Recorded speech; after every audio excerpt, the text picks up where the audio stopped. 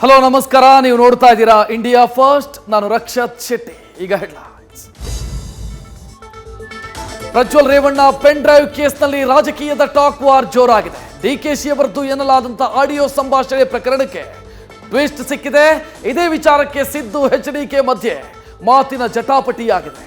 ಏನಾದರೂ ಮಾತನಾಡಲಿ, ತಲೆ ಕೆಡಿಸಿಕೊಳ್ಳಲ್ಲ ಅಂತ ಡಿಕೆ ಟಾಂಗ್ ಕೊಟ್ಟಿದ್ದಾರೆ. ಲೋಕಸಮರದಲ್ಲಿ ಸಿಡಿದೆದ್ದಿದ್ದ ಈಶ್ವರಪ್ಪ ಪರಿಷತ್ನಲ್ಲೂ ಕೂಡ ಕಮಲಕ್ಕೆ ಕಂಟಕವಾಗ್ತಾ ಇದ್ದಾರೆ.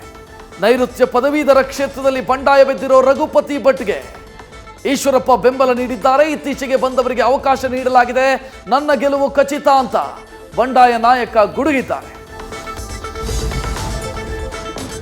ಬೆಂಗಳೂರಲ್ಲಿ ನಡೆದಿದ್ದ ರೇವ್ ಪಾರ್ಟಿ ಡ್ರಗ್ಸ್ ಲೋಕದ ಕರಾಳತೆಯನ್ನು ತೆರೆದಿಟ್ಟಿದೆ. ಮಾದಕ ಲೋಕದಲ್ಲಿ ಮುಳುಗಿದ್ದ ಮಂದಿಗೆ ಸಿಸಿಬಿ ವಿಚಾರಣೆ ಜೋರಾಗಿದೆ. ರೇವ್ ಪಾರ್ಟಿಯಲ್ಲಿ ಹೋಟೆಲ್ನಲ್ಲಿದ್ದಂತೆ ಡ್ರಗ್ಸ್ ಮೆನು ಇತ್ತು ಅನ್ನೋದು ಬಯಲಾಗಿದೆ.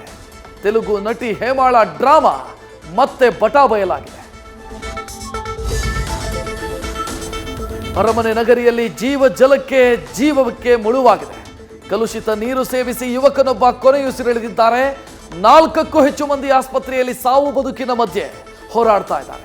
ಆದರೆ ಈ ಜಲ ದುರಂತಕ್ಕೆ ಇಂಜಿನಿಯರ್ ಕಾರಣ ಅಂತ ಡಿಎಚ್ಒ ಕಿಡಿಕಾರಿದ್ದಾರೆ. ಬಿಸಿಲ ಬೇಗಿಯಲ್ಲಿ ಬೆಂದಿದ್ದ ಕರುನಾಡಲ್ಲಿ ಮಳೆರಾಯನ ಆರ್ಭಟ ಜೋರಾಗಿದೆ.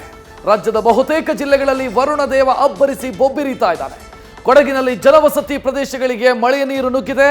ಮೈಸೂರು, ಚಿಕ್ಕಮಗಳೂರು, ಶಿವಮೊಗ್ಗದಲ್ಲೂ ಕೂಡ ಮಳೆ ಸಮಸ್ಯೆಯನ್ನು ಸೃಷ್ಟಿಸಿದೆ.